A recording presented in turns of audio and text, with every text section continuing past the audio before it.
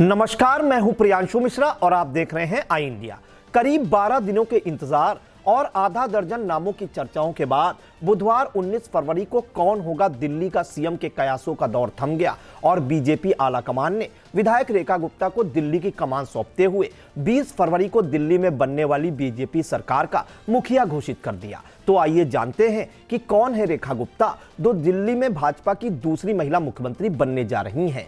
रेखा गुप्ता का जन्म हरियाणा के जींद जिले में हुआ था। वो एक कारोबारी परिवार से आती हैं। उनके दादा आड़तिया यानी अनाज के थोक व्यापारी थे, लेकिन उनके पिता सरकारी बैंक में मैनेजर थे। पिता के दिल्ली ट्रांसफर के चलते रेखा गुप्ता 2 साल की उम्र में हरियाणा से दिल्ली आ गई और फिर दिल्ली में ही अपनी स्कूल और कॉलेज की पढ़ाई पूरी की। रेखा गुप्ता के पति स्पेयर पार्ट्स के व्यापारी हैं और उनके 2 बच्चे हैं। रेखा गुप्ता ने कोई यूं ही दिल्ली के सीएम की कुर्सी हासिल नहीं की है, बल्कि इसके पीछे उनका एक काफी लंबा राजनीतिक इतिहास रहा है। कॉलेज के दिनों से ही बीजेपी की कार्यकर्ता रही रेखा गुप्ता का बीजेपी में राजनीतिक सफर बहुत लंबा है। रेखा गुप्ता छात्र राजनीति से उठकर बीजेपी की राष्ट्रीय राजनीति तक आई हैं। रेखा गुप्ता ने अपना राजनीतिक करियर 1992 में भारतीय जनता पार्टी की छात्र इकाई अखिल भारतीय विद्यार्थी परिषद यानी कि एबीवीपी से शुरू की थी। एक सक्रिय छात्र कार्यकर्ता के रूप में रेखा गुप्ता की काबिलियत को पहचाना गया और उन्हें दिल्ली विश्वविद्यालय छात्र संघ के चुनाव लड़ने को कहा गया।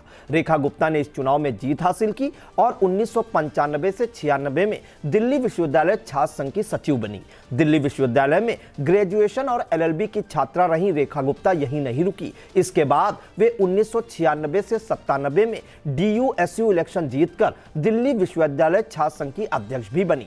आइए जानते हैं कि रेखा गुप्ता की मेन स्ट्रीम पॉलिटिक्स में एंट्री कैसे हुई। रेखा गुप्ता ने मेन स्ट्रीम पॉलिटिक्स में अपना सफर उत्तरी पीतमपुरा से नगर निगम का चुनाव लड़कर शुरू किया और 2007 में नगर निगम की पार्षद बनी। 2012 के अगले नगर निगम चुनाव में वो फिर चुनाव जीती और पार्षद बनी। बता दें कि 2022 में दिल्ली में जब आम आदमी पार्टी की सरकार थी, तब रेखा गुप्ता को दिल्ली नगर निगम के महापौर पद के लिए बीजेपी का उम्मीदवार बनाया गया था। 2025 के दिल्ली विधानसभा चुनाव से पहले रेखा गुप्ता ने 2015 और 2020 में भी विधानसभा का चुनाव बीजेपी के टिकट से लड़ा था, लेकिन तब वे जीत हासिल करने में नाकाम रही थी। जबकि 2025 में दिल्ली विधानसभा चुनाव में रेखा गुप्ता दिल्ली की शालीमार बाग विधानसभा सीट से निर्वाचित हुई हैं, जहां उन्होंने आम आदमी पार्टी और कांग्रेस के उम्मीदवारों को बड़े अंतर से हराया है। इस चुनाव में रेखा गुप्ता को 68,200 वोट मिले, जबकि आम आदमी पार्टी की उम्मीदवार वंदना कुमारी को 38,605 वोट मिले।